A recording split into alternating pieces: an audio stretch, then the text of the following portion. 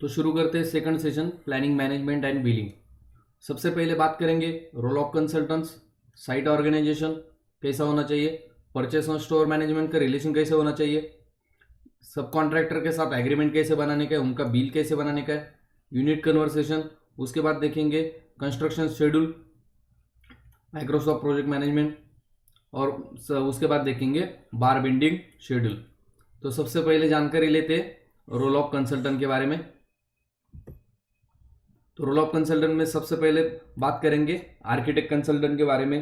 तो आर्किटेक्ट का roles and responsibility क्या होगा? To understand the requirement of the project from the client, client के पास से उसका क्या रिक्वायरमेंट है वो सब जान लेने का है। उसके बाद आता है इनिशियल स्केच बनाने का है, उनको इनिशियल स्केच बना के वो कॉन्ट्रैक्ट क्लाइंट के पास से अप्रूव कर लेने का। वापस क्लाइंट के पास से जब इनिशियल स्केचेस अप्रूव हो जाएंगे तो आर्किटेक्ट को क्या बनाने का है? फाइनल ड्राइंग बनाने का है, मतलब म्यूनिसिपल ड्राइंग बनाने का है। म्यूनिसिपल ड्राइंग बनाने के बाद जो भी कंसर्न डिपार्टमेंट्स रहेंगे, रोड डिपार्टमेंट, उसके बाद ड्रेनेज डिपार्टमेंट और अदर डिपार्टमेंट जो भी उनके पास से वो ड्राइंग सब अप्रूव करके कारपोरेशन में सबमिट कर देने हैं। कारपोरेशन में सबमिट होने के बाद जो भी सैंक्शन लेआउट रहेगा उसको जो भी साइट टीम रहेगा, साइट टीम को वो ड्राइंग्स सबमिट करने हैं।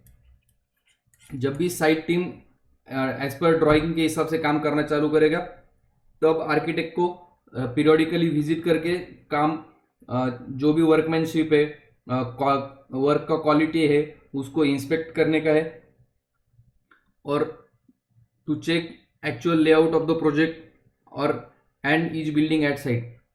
और आर्किटेक्ट का और एक काम होगा, जब भी काम चालू रहेगा उसका मटेरियल का स्पेसिफिकेशन क्लाइंट को सजेस्ट करने का है, कलर स्कीम सजेस्ट करने का है और क्लाइंट और कॉन्ट्रैक्टर के बीच में जो भी डिस्प्यूट होगा वो डिस्प्यूट रिजॉल्व करने का काम आर्किटेक्ट को करने का है। अभी ये बात हो गया आर्किटेक्ट के बारे में। तो बात करते हैं स्ट्रक्चरल कंसल्टेंट के रिस्पॉन्सिबिलिटी के बारे में। Workout the complete RCC drawing based on strata and working drawing. Strata के हिसाब से और वर्किंग ड्राइंग के हिसाब से आरसीसी कंसल्टेंट को स्ट्रक्चरल ड्राइंग बनाने का है।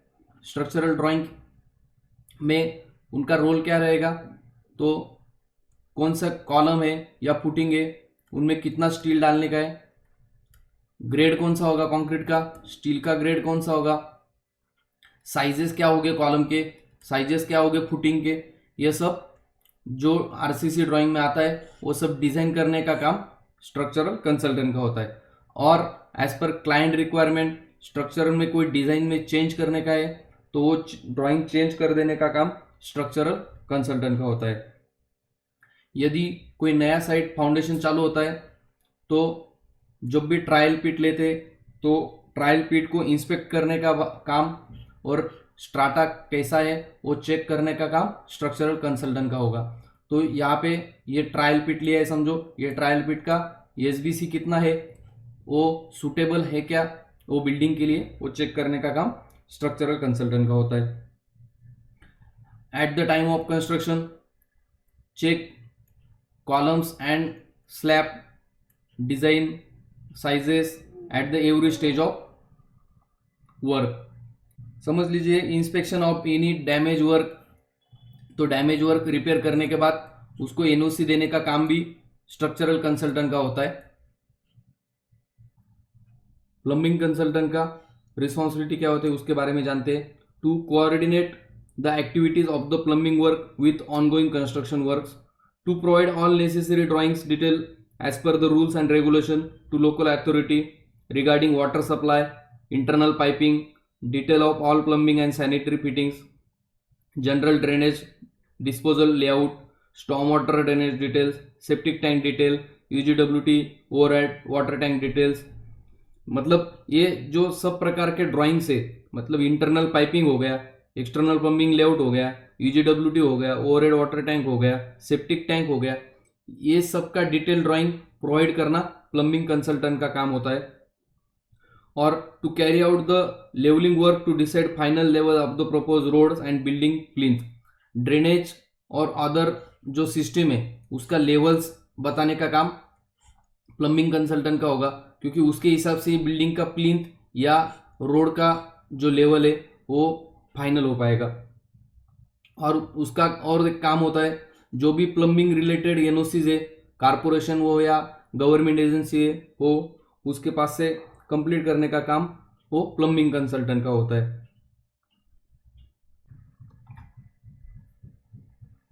Next one is electrical consultant. अब बात करते हैं इलेक्ट्रिकल कंसल्टेंट का रिस्पॉन्सिबिलिटी क्या होता है।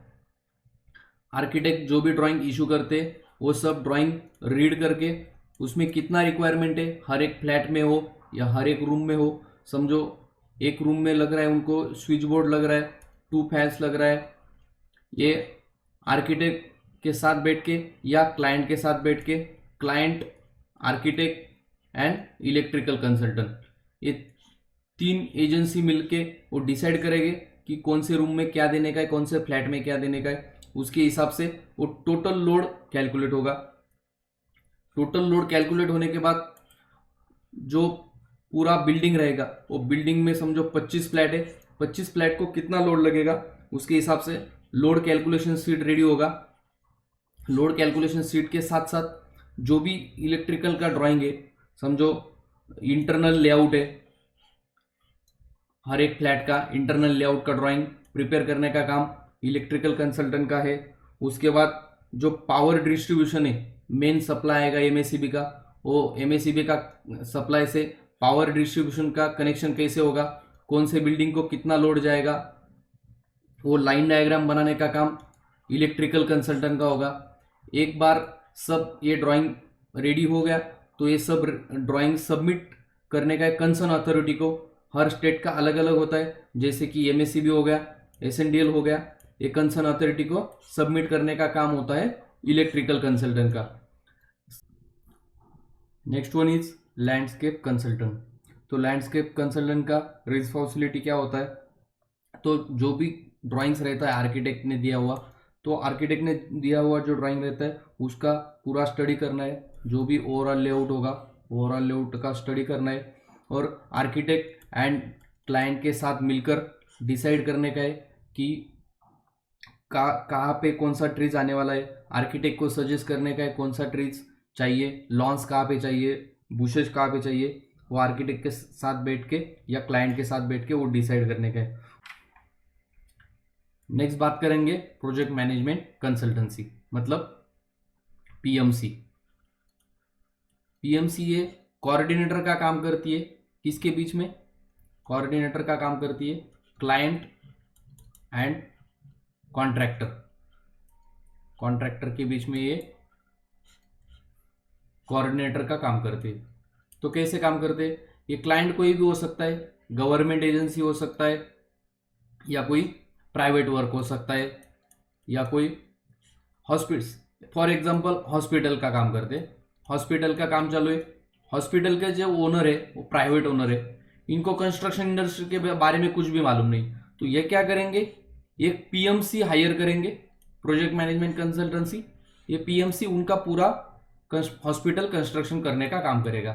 तो इस केस में क्या होगा, समझो ये XYZ कॉन्ट्रैक्टर अपॉइंट किया है हॉस्पिटल ने काम करने के लिए, और ये XYZ कॉन्ट्रैक्टर कैसे काम कर रहा है, इसकी जिम्मेदारी किसके ऊपर दी गई है, पीएमसी के ऊपर दी गई है। तो पीएमसी क्या काम करेगा, पीएमसी का पहला रोल होता है एज पर ड्राइंग्स वर्क कर लेने का है। उसके बाद जो भी आरसीसी वर्क है, ब्रिक वर्क है, इसका स्ट्रेंथ एज पर रूल्स या रूल्स के हिसाब से काम हो रहा है नहीं हो रहा है, स्ट्रेंथ मिल रहा है क्या नहीं मटेरियल का, और जो भी मटेरियल परचेस कर रहे हैं वो मटेरियल क्वालिटी का मटेरियल है क्या नहीं, ये चेक करने का काम पीएमसी करेगा।